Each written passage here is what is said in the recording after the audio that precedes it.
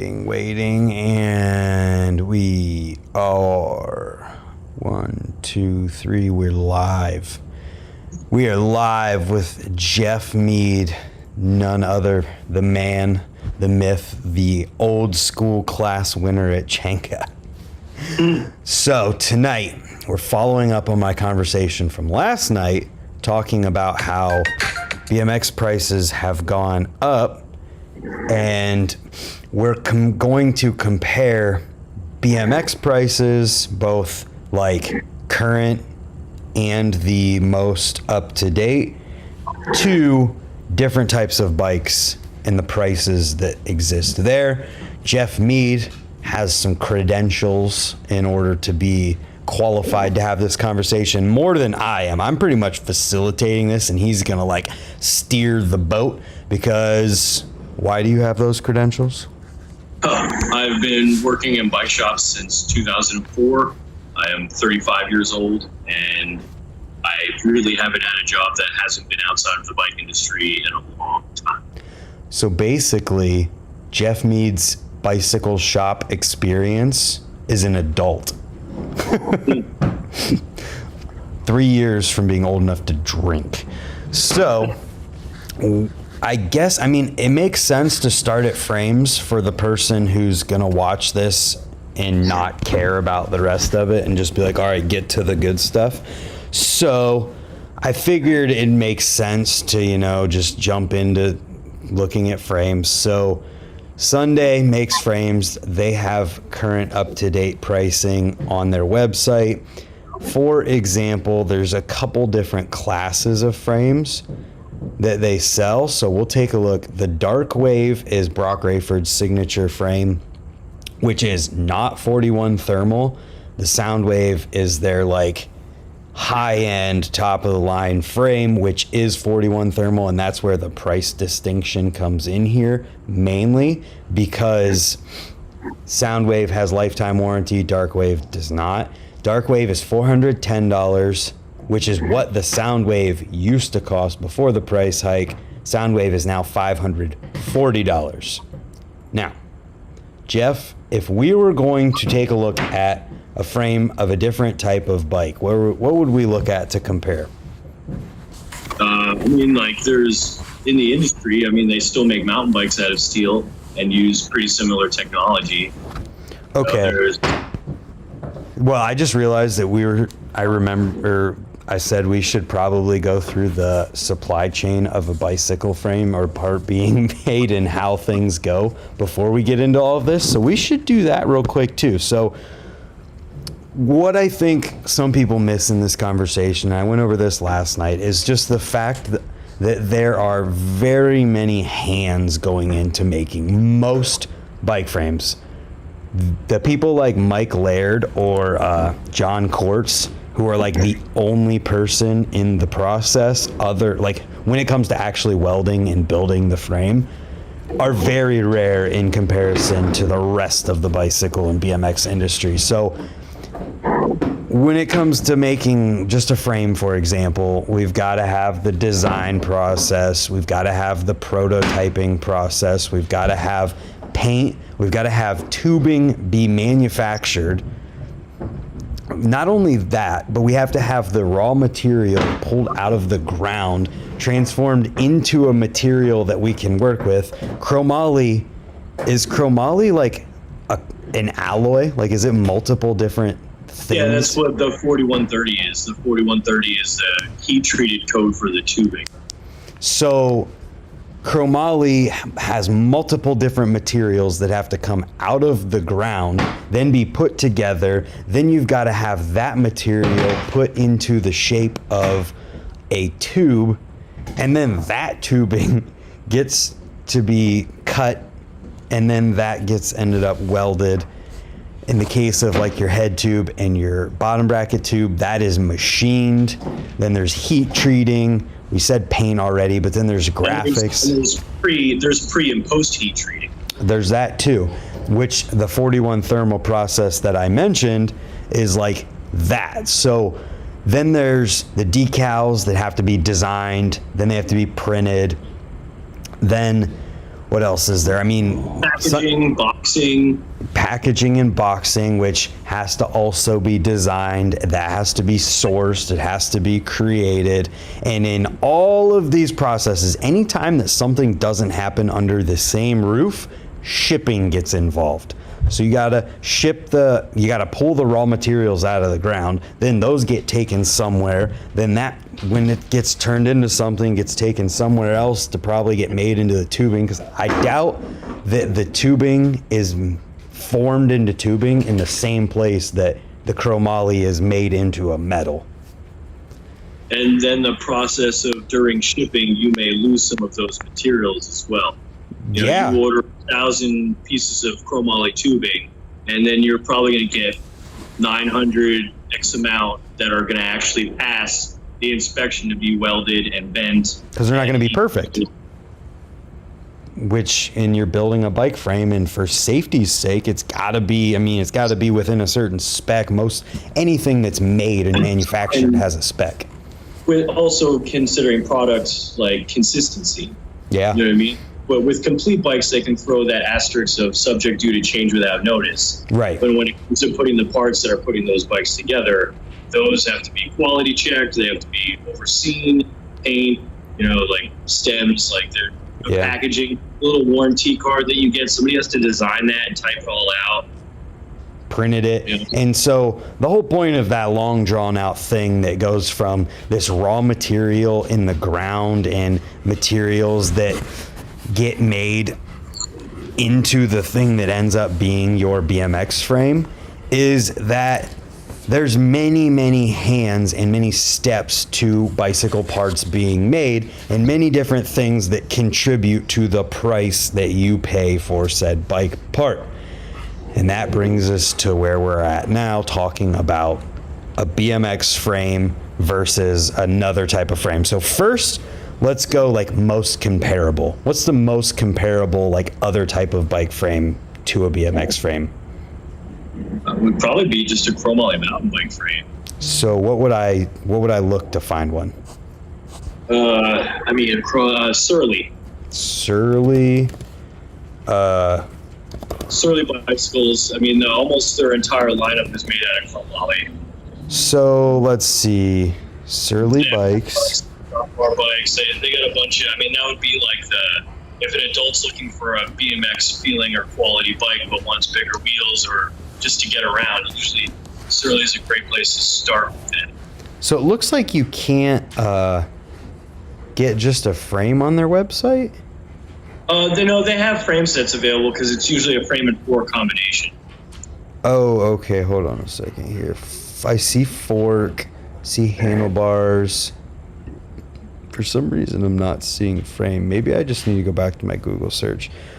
Surly Steamroller on Jensen USA. Is that something that I could look at? That's like their fixed gear, single speed, build it any way you want to bike.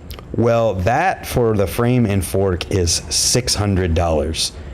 Sure is.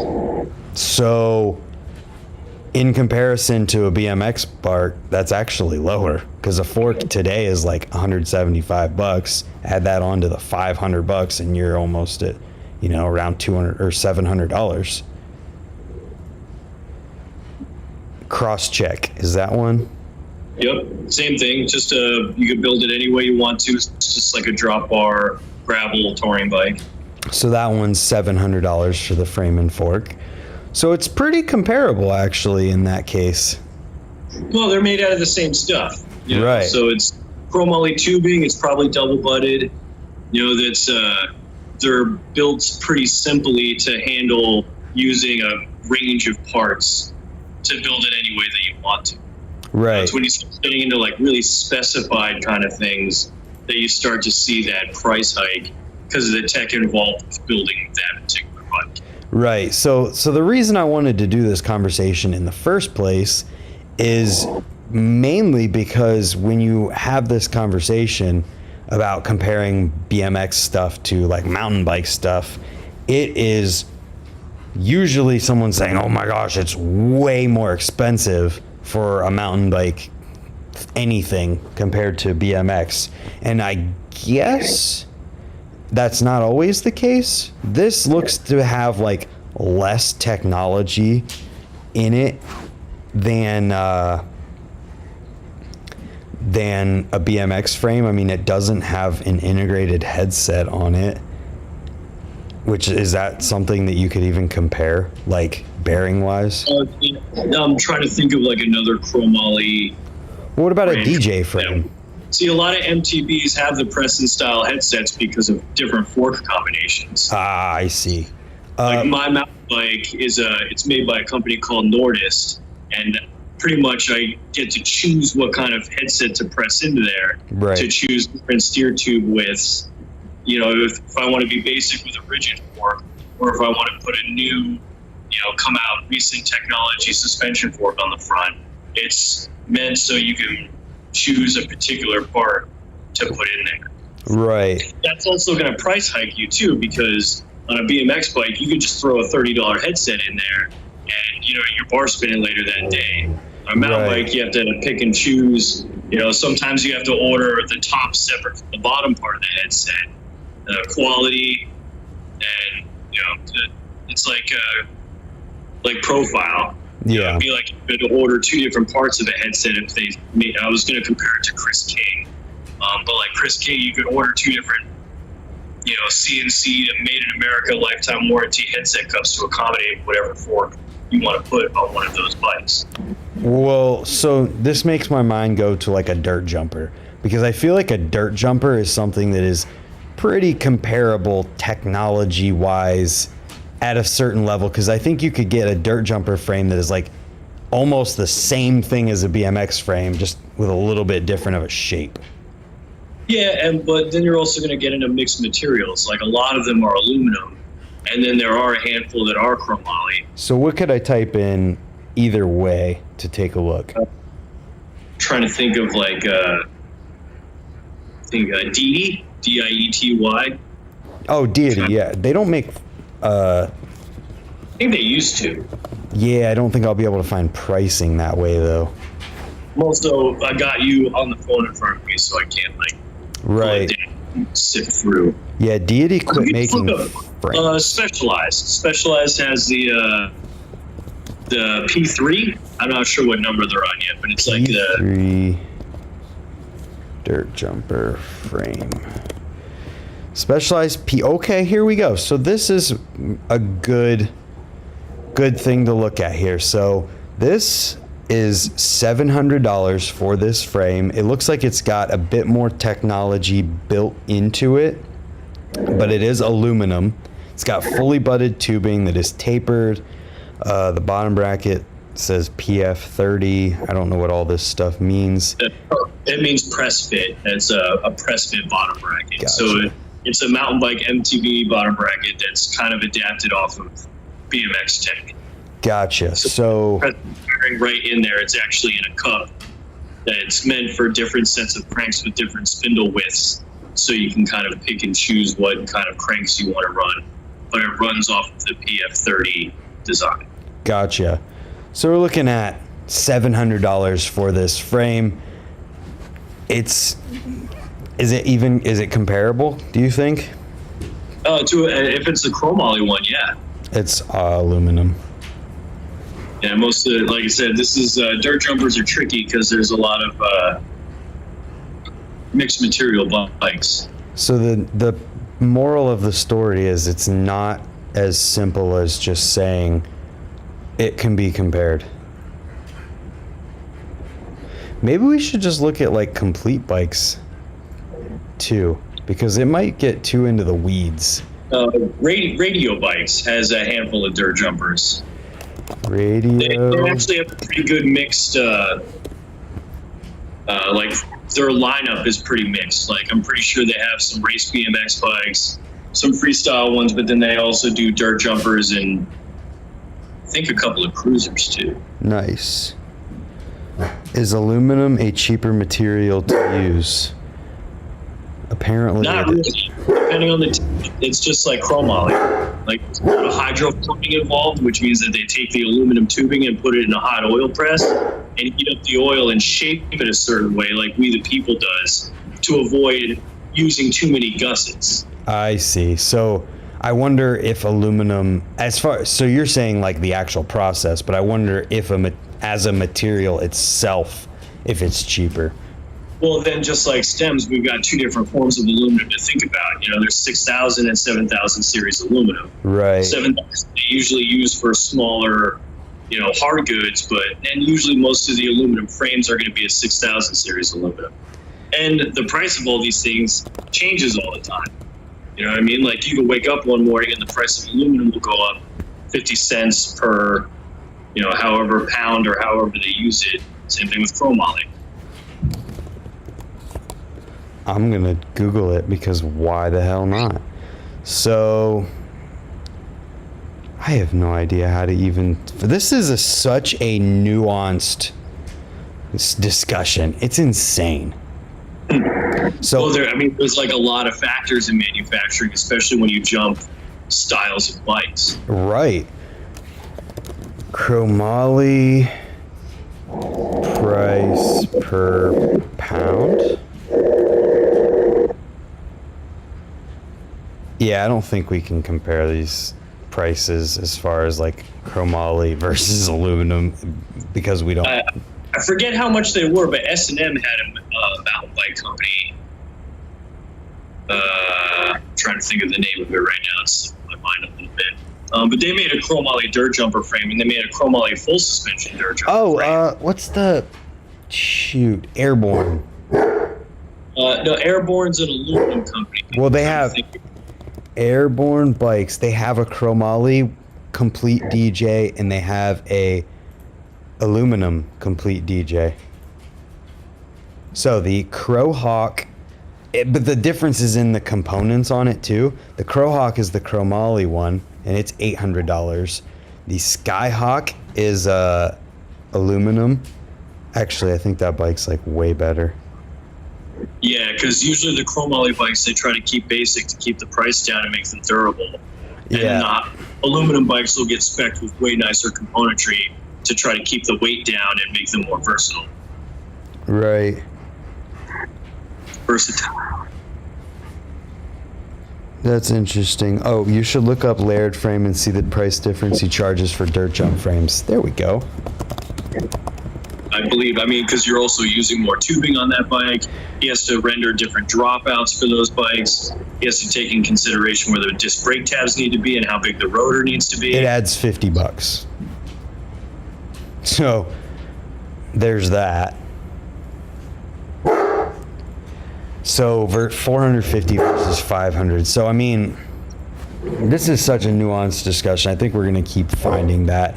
The Radio Griffin 26-inch dirt jump complete is $1,099. I wonder if there's a good website where I could just see all complete dirt jumper.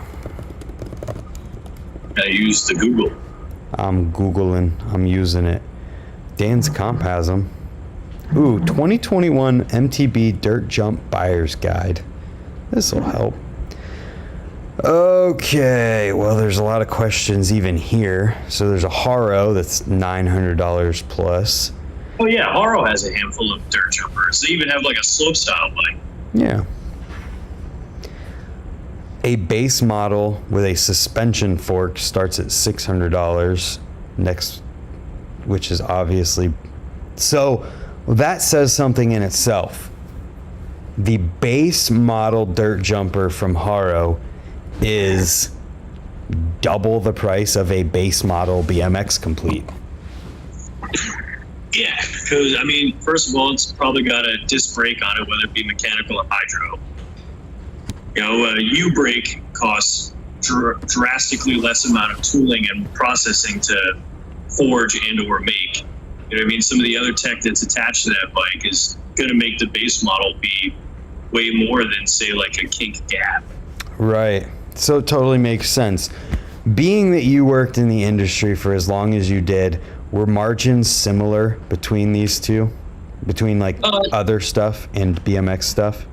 Yeah, usually bikes all share this just about the same margin depending on who you ordered it from and how many you ordered it from them. Well, that's where we should have started. Because that tells you in itself, if the margins are the same, then that means that mountain bikes, basically I think what people kind of hint at in this conversation is that mountain bikes are more because they're mountain bikes and that they're probably making more money and doing better. Yeah, I mean, only because like if you start from the concept of somebody drawing something on a napkin and then the process till it goes to finalization, like the bike built in front of you, you know what I mean? You have to spend a lot more time on the mountain bike because the industry standards for those bikes change almost every couple of years. Yeah. You've been using the mid-bottom bracket on a BMX bike since Crandall and Moeller agreed on it at an Interbike in like 2008 or something like that. That's when it became an industry standard. Yeah. And well, basically, mountain biking, there's 70 different kinds of bottom brackets. There's different tools to put all those bottom brackets in and out. You know, how well they accommodate different brands of cranks. You know, it's there's a lot more going on to take into consideration when you sit down and draw these bikes up. Right. So, but what I'm getting at, and Chris in the chat gives a good point. What's up, Stony? Taco Slurpees, Montana Ricky's in the chat as well. Jason Taylor. What I was getting at though is like the margin, what you would see being the person who works at the bike shop, you see what the shop pays, then you see what the customer pays. And if the margins are similar on other bicycle types and BMX types, it means that everybody's making the same percentages on the parts. It's not like BMX is making X amount of money off of BMX bikes, then mountain bikers are making 5 times that on mountain bikes. They might be making more dollars, but they're not making more percentage points, which is how these things are looked at in the business world. They're looking at percentages, not dollars. That's also something that they take into consideration with the build. You know what I mean? Like, how much does it cost us to make this bike?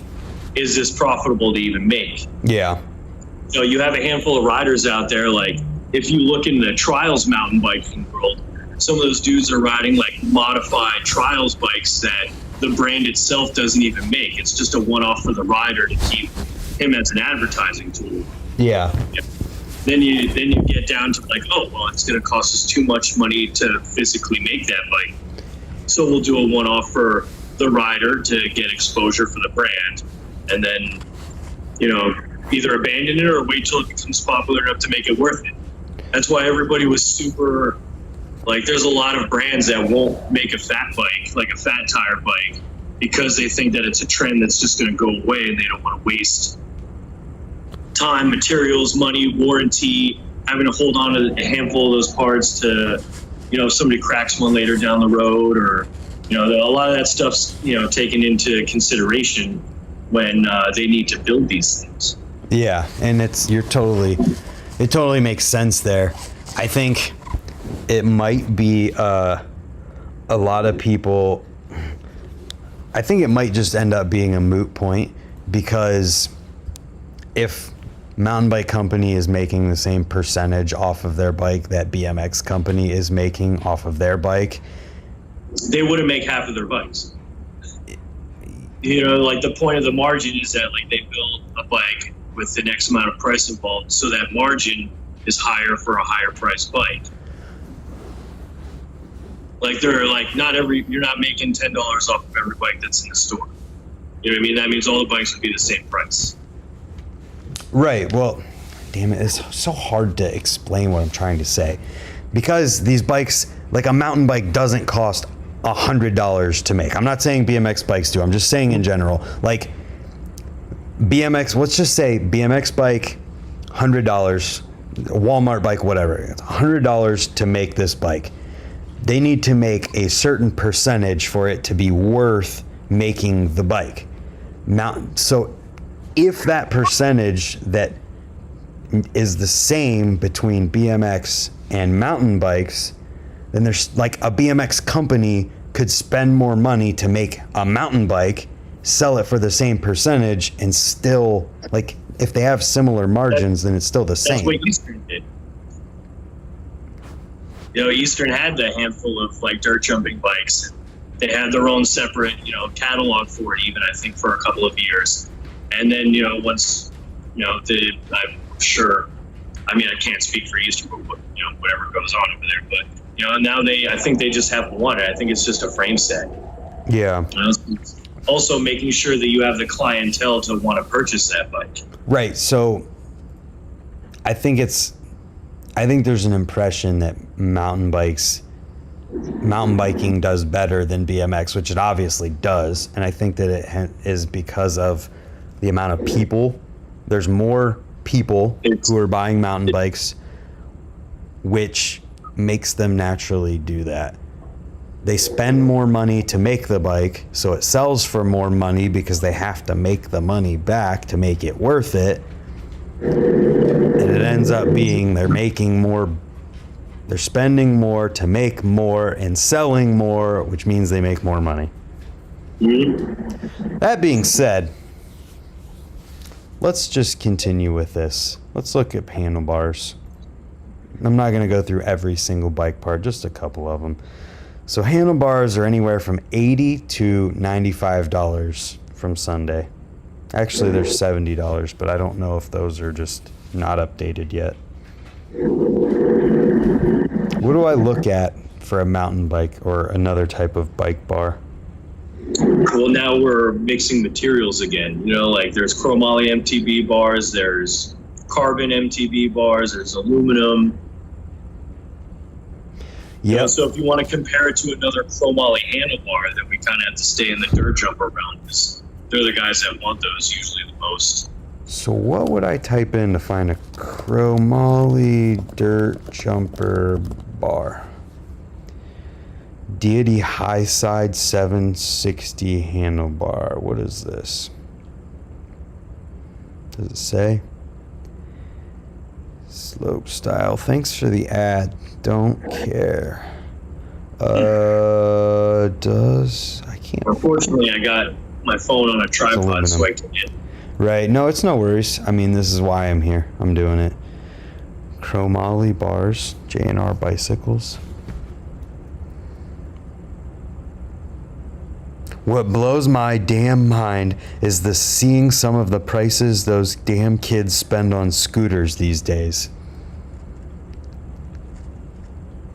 That's actually a funny conversation too, because I feel like the simplicity of the manufacturing process of building a scooter is drastically less than coming up with anything for a BMX bike. So is that a more proper comparison to make? I feel like it'd be pushing the seesaw in the other direction, is that now we're looking at oversimplified and also a trend. You know what I mean? Like a lot of people are willing to pay for this because they want the instant satisfaction and the cool factor of staying on top of their sport. That makes sense. I can't find any chromoly handlebars. Literally, it's not even a category. Chromag? Chromag should. I could list off a handful of carbon fiber handlebars right now. Chromoly, like MTB bar. Surly, I know, has a couple, but they look like clunker bars. They're like two-piece, high-rise chromoly handlebars. Well, either way, what I'm seeing here, $60, $80, $40. So, like, prices on handlebars are actually, like, somewhat comparable and sometimes cheaper, depending on what you're getting. Well, it's also the materials that they're made out of. Like a regular chromoly bike, handlebar that would come on like a $100 Walmart bike. Those are still made out of steel. It'd probably be high-10. It wouldn't be chromoly. Yeah.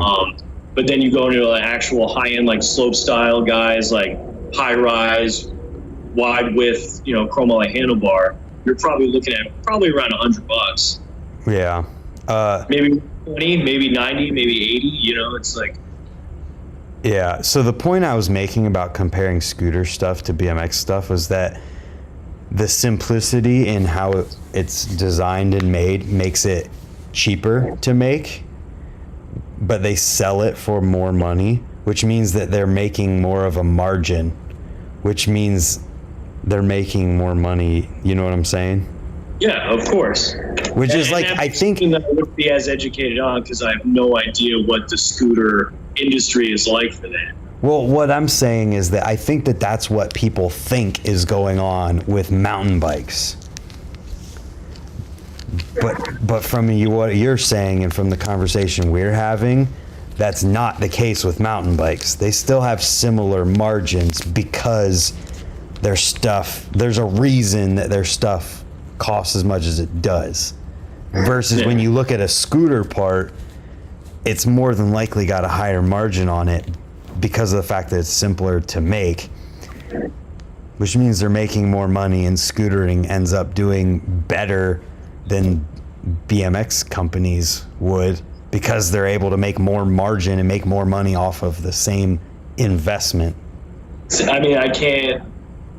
We can't. We're speculating. We're speculating. Who knows what that is? You know what I mean? Like, it being its own industry and not being part of the bike industry, I don't really know what the general markup percentage is on scooter stuff. Yeah, I don't either. We're speculating here. It's like looking outside of an industry that, like, we're kind of like using the bike industry as our centerpiece here. Yeah, I'm totally speculating. It's like comparing car parts. You know, it's like, aluminum wheels compared to steel wheels on a performance vehicle. Right. I have no idea what the margin is on that because it's, not really part of the bike industry. Mountain bars. Holy crap, $180. Oh, yeah. What are they? I'm sure they're carbon. Yeah, they're carbon. Mm-hmm. So, I wonder if there's $180 BMX freestyle bars. I doubt it.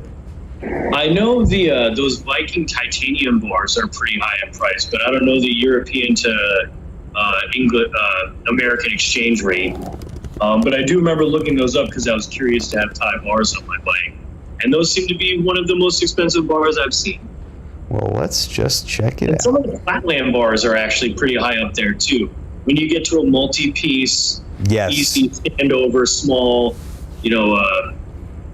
clamping area, for step-through tricks, you're also going to get into a handlebar that somebody spent a lot more time trying to figure out the geometry on to make it that price. And then also the welds in the manufacturing process and the tubing bending, to make a bar that's not as simple as a two-piece.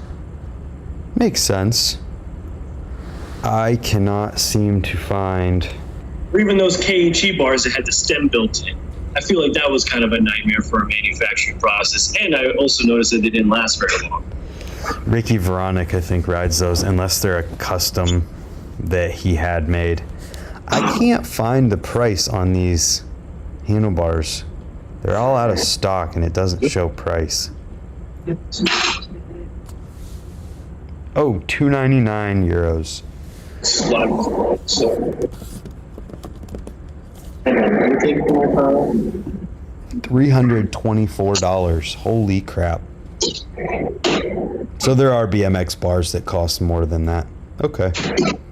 What bars did you find? The Viking ones. They're 300. Okay, that's good. I remember looking those up and being like, wow, that is a lot, especially with the exchange rate involved. Right. That's $325 about. It's crazy. What do we want to look at? He's doing cool stuff over there. I like that Viking stuff. I wish there was rad. A distributor for them. It's definitely rad. I'm not complaining at all. I was just saying, like, holy crap, because it's like a sticker shock. But I mean, you get what you have to charge. What you have to charge. He's also smaller, making a much higher end product. Yeah. So he has to take that. It's like the RNC cranks. You know what I mean? If that's one guy doing all that, the process of CNCing and making that high quality of product is, needs to, a smaller business has to factor in a different margin for small batch products to be made. It's like art at that point. You have to look at the time it takes you to make this thing. Well, that's like a separation in the industry. You have handcrafted mixed in with mass produced. Right. So I like to make the comparison to the bike shop. It's like you can spend X amount of money on any hobby. If you get into cameras, you'll spend more than a mountain bike's worth of money on a camera lens. You definitely can. So let's talk about cranks. $200 for Odyssey Thunderbolt cranks. The other one that's comparable is the Caliber V2 cranks. Those are normal 48 spline, 3-piece. How about we can compare tie at this moment? Look at the price of the RNC titanium cranks and then look up Cane Creek's titanium cranks. Like RNC cranks, I think they were like $420. Yes. Look up the price of the Cane Creek titanium cranks. E-Wings? I think so, E-Wings. Yeah. E-Wing, yeah. E-Wing is $1,099. But if you take a look... And those are welded. Those aren't even CNC. Right. So let's take a look. The RNC titanium mountain bike cranks are $899. So there's that. Does that tell you that the margin might be bigger on these Cane Creek ones?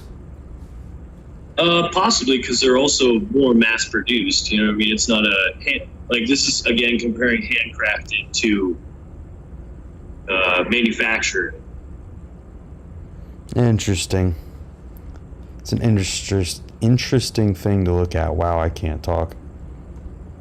Just got an RNC, very expensive, from Canada, handmade craft art. Yeah. I've even compared to, like, I just spent $100, just under $100 on a stem that was small batch made by Cordy, and I, at the same time, I could have gotten a $30 Sunday stem that has the same amount of rise on it. Right. You're absolutely right. And it all just comes back to the same conversation of margins and how much it costs to make something versus... And what your customer is looking to get. You know what I mean? Like, you have to take in consideration a lot of these brands are trying to meet certain price points to accommodate their customer bases. That's why you could buy a $40 BMX stem, but you could also go to Profile and get, an $80 CNC 70-75 aluminum stem with tie bolts. The demand has to also be there to start the manufacturing process to deliver that kind of product to the customer. Yeah. So the moral of the story is it's not as simple as just saying mountain bikes are way more expensive than BMX bikes and that they're making way more money because whatever. We can actually even compare another 20-inch wheel bicycle I have. What do you mean? So I have a mini velo. What does that mean? Which it's a 20-inch wheeled, I can't probably see it, touring bike. So I should look that up. Here. Mini velo frame. I have no idea what I'm talking about. Look at the Velo orange. I'm not sure if I can turn my... There we go. It. So this guy's chromoly, 20-inch fork, larger head tube. This is pretty much an adult bike, but with 20-inch wheels on it. This frame and fork, I think, retails for like $800. I can't find it. Velo orange. It's the Velo orange Neutrino. Neutrino Mini Velo 820. This is a comparison we can make. This finally feels something we can actually break down. So $825 for frame and fork. When you look at all of the stuff that is on this frame that makes it more complex to make than a BMX frame. I mean, we have eyelets for racks on here. I mean, it's still a Preston style headset. The steer tube is almost, I'd say, a little over 1.5 feet long. Yeah. To accomplish getting yourself upright. Water bottle cage bolts. You have shaping in the back with chain tensioners built into the dropouts, so you can slide the wheel and add tension to a chain if you want to make it single speed. I do not. Shout out to Montana Ricky if he's still in there, because this thing's got Mirror Battleship rims and some Theory tires on there. But that's fun. But yeah, this is definitely, it's chromoly. It's, I'm pretty sure, double-butted tubing, so it's pretty close to a regular BMX frame. But the manufacturing process to build this thing is a lot more, and it's a niche bike. So, if you compare it to something like the S&Ms and the Sundays, which have already raised their prices, it's not far off. It's really not, because the fork is obviously, if you bought the fork by itself, more. Wait, can we just look at the fork by itself? Is that even possible? Doesn't look like it. I can give you a close-up of mine. Well, I mean price-wise to just buy it, but yes. It's just like a regular, it's a 100 millimeter, pretty much dropout for an MTB hub, spacing-wise. Other than that, I'm pretty sure the fork on this is just straight gauge tubing. Pretty sure the fork isn't butted in any way, shape, or form. So these things are like comparable, but not comparable, and their price is not far off from what you'd pay for a BMX chromoly frame and fork, because today, if you bought a chromoly frame from Sunday or S&M, which has already got, they're ahead on raising their prices around $500 to $540. The fork is about $200, so you're a little bit less, but then you look at all of the extra stuff that is in this frame, it's not far off. It's interesting. No, price points, across the board are like the price of materials has gone up, and the fact that, they haven't had a whole lot of people to fill in the manufacturing process overseas because of the pandemic that we're still shipping. Now that there's such a high demand, especially for bicycles, the fact that, if you have 4 guys running, so theoretically, if you had 4 people running a shipping department, you could give them all the overtime that you want. The product's still not going to get out there until you hire, 5th, 6th, and 7th guy. Yeah. Because of demand for a lot of these products right now. And then those guys, they don't grow on trees. They have to have their CDLs. They have to have the time and the scheduling to do it. There accidents, there is actually, this is a joke in the shop, there is actually a shipping boat, and then they joke about, it's showing up on the slow boat. The slow boat actually does exist because it's a shipping method to send a boat going at a slower speed to use less fuel to make it more affordable to get our products here at a later date. That's interesting, and an option that people probably do. But they also have the dudes that are just spending an unlimited amount of money on fuel to get that stuff here as fast as we possibly can. Right. Somebody asked a cool question. Are the price for a 26-inch tire substantially more than a 20-inch tire? Absolutely. What's a good 26-inch tire to look up to compare those? Maxxis has a hook part. Tires are weird because there's such a broad range. Exactly. So just generic, decent. Probably look at anything by Kenda would probably give you your base level price point. I'm trying to find websites that would be good to look at these things. Jesus, that website is awful.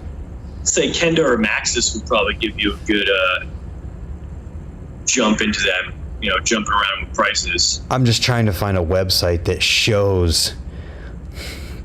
It's just hard. There's Maxxis 24-inch tires, Maxxis 24-inch. Here's what Geoff was talking about difference-wise.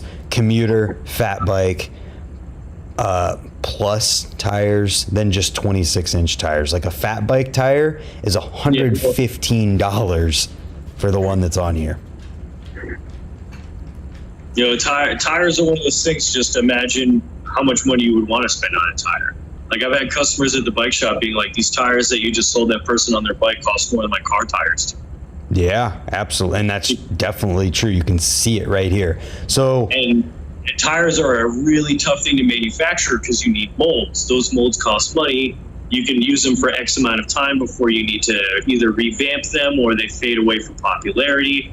There's a lot of companies that get kind of effed with the whole tire manufacturing process. And I worked for a company that actually went Chapter 11, who tried to make tires. With, it was called Sweet Skins. They tried to make a reflective, colorful pattern tire. And, they wound up, not investing enough in molds, not printing it on a higher quality enough tire. And it, went full circle, and because of it. Yep. All right. So I'm just going to do some quick math here. I'm going to quickly. Okay. So what I'm seeing is about $60 for normal 26-inch tires, 45 to 60. There's one for 40. Then when you look at BMX tires, I mean, we all know how much BMX tires cost, but BMX tires can be, $30. Like I've been, even from working at a shop and having access to distributors to order stuff, I'm a diehard demolition tire fan. I've got other tires on other bikes here. I mean, I've used 1,000 different tires, but I've been just ordering demolition tires from Power's bike shop pretty much. Yeah. And the hammerhead tires are $30 a piece. So 2 tires at $30 a piece, that's 60. Probably cost me another 10 to 15 bucks in shipping to get them here. I'm looking at 75 bucks to get new rubber on my. Yeah, 26 isn't really used in MTB anymore though, except downhill. So I should be looking at different tires. Actually, no, 26 is still used broadly because almost every bike that you could pick up at Dick's Sporting Goods or Walmart or something like that are all still 27.5 is probably the more popular comparable size, but it doesn't mean. And you got to remember that there's still a backlog of the last 100 years of us using 26-inch wheels. Right. So 26-inch tires aren't going away anytime soon. So I guess they're about double the price, and then when you compare, let's see. So let's just say 35.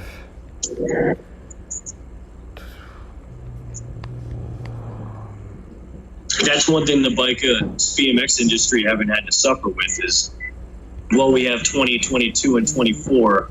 We haven't had any oddball proprietary sizes that the industry needs to keep up with to, keep manufacturing because there's still a backlog of people owning that kind of bike. Right.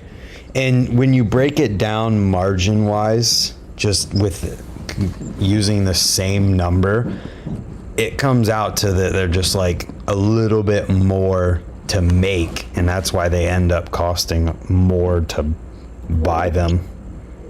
How much rubber you have to use. Right. Yep. But that's why I feel like KHE tires are still are those over $100 individually? I have no idea. Can you even buy?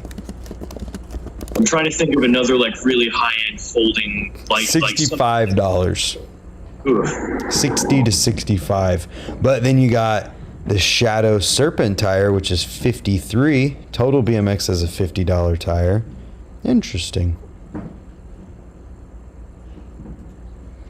This is interesting. What I did see last night when I did the comparison between today's prices to 2020's prices to 2007's prices was that tires went up from 2007, like the Aitken, which they still make, which is a perfect example. The exact same tire in 2007 was $16.99. Then in 2020 it was $26.99. Then in 2022 it's $36.99 now. There's also been a huge inflation of the price of rubber since exactly. So that's what you're looking. I mean, that's what you're seeing in those. And I believe that there's also 2 different versions of that Aitken tire now. Well, the folding is $46.99. The folding's 40, but they also have a dirt and a park version of that tire. So now they've invested in more molds to keep producing 2 different versions of a tire that had a higher demand. They're going to keep, selling both of those tires. So, I mean, I feel like that price point's kind of just spread out over the tech that involved the popularity of that tire. Yeah, it's a crazy conversation to have. And I think we pretty much summed it up pretty quickly in that you can't really compare them other than just like the shock value of a price being way more, just because obviously it costs more to make, which means it costs more to buy than a BMX bike when it comes to stuff that costs more. And that there are mountain bike, maybe not necessarily like a downhill full suspension bike that is comparable in price, but there are comparable mountain bikes to BMX bikes that are pretty close in price. And also another thing, how much tech have they put into that naked tire over the years? Is it lighter? Is it faster? Is it more durable? Does it have a grind protective casing? You know, making it folding is a totally different process. Like, a lot of those prices will go up because they've invested to put more technology or more thought process into each and one of those products as they've evolved over the last couple of years. Yep. This is a conversation that it sucks that it's happening, but it's happening, and I just hope that BMX companies are setting themselves up a little bit better in it, because everybody talks about how bad BMX is doing money-wise, whatever, and how we are starving, whatever. So in this price raise, give yourself a little bit more room to work with. It may not be at a pinnacle moment, in my opinion. I can see the comments either, so people can tear me apart for this. I feel like we're not in the darkest time ever. Yeah. But we have passed a little bit of a pinnacle, and people are still comparing it to a pinnacle time of bike sales. Yeah. Like every shop that you'll talk to in northern New Jersey, they had the record-setting, time periods were like 2008, because there was a huge boom in cycling in 2008, so shops did really well. Yeah. And then just after COVID started, because it was cheaper to go repair your bike or go buy some bikes instead of trying to go on vacation to Disney World. Yeah. Making something to do, especially when like everything was closed. Yeah. And you're absolutely right with that. Just what I was getting at is that I'm hoping that BMX companies help themselves out a little bit more so they don't have to be as starving as what everybody says they are when they're raising these prices. Because when a part hasn't changed, when the price of a part, when you compare like 2007 to 2020, has only gone up like $5, but then you look at everything else in the world that has gone up like a lot, it's because of things like BMX companies eating that price a little bit to try and keep things comparable. I hope we're helping ourselves. And you know what? It's also a great time for some small evolutions to happen in the sport. Now we're going to see guys taking on. I've been talking about this a lot recently, but I've been trying to accommodate as many small batch products on my bike, like people who took on their own, standards or quality, what they want out of a product, and making it themselves. Yeah. And that's a great way to have other brands, catch on, like, oh, this person who made 60 of stems, you know what I mean, that are selling them like hotcakes and they can't keep up with their customers. What if we made a stem like that? What if we invested to spend money on having I'm going to use Odyssey as an example here. You know what I want the most out of Odyssey? Their gyro cables to be made out of the same stuff their high-end straight cables are made out of. Oh, okay. Pressureless, that like if they use that cable housing on their gyro cables instead of really basic. Oh yeah. We would, maybe we'd get a surge in people running gyros because now they don't have to sit at home and make their own gyro cables. Yeah, they're not all freaks like me. But I mean, like I've gone through several phases and done almost some of the same mods that you have. I just get frustrated with, I hate working on a mod.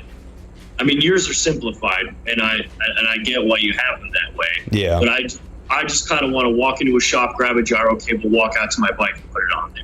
Oh, and that's most people. Most people are that way. because I've had modified cables before, and they've broken in some spots where I haven't been able to give it the attention, and then my bike's ability to perform is now drastically lower because I can't mod my bike without spending the time at home to make sure that mod goes perfectly freehand. Yeah, makes sense. Let's hope things go well. I want to end this conversation in comparison by saying that some things are comparable, but most things are not comparable, and that's why they cost more. And also you're dealing with brands that are drastically smaller than, there are people like everybody at Kink, everybody knows each other's name probably over at Kink. Yeah. You know what I mean? Like when you work for a larger bicycle manufacturer and you have, sales reps and design guys and warranty guys, and, you're dealing with a company that has 300 people on staff or more, around the world. I mean, like those people need to get paid too off the product that they're creating for a demand that, the consumer has. So it's also when you're dealing with, it's like how much buying power does a small conglomerate have compared to a large conglomerate? Right. If I thought prices have to reflect that to keep food and the doors open in each one of those brands, or else they disappear.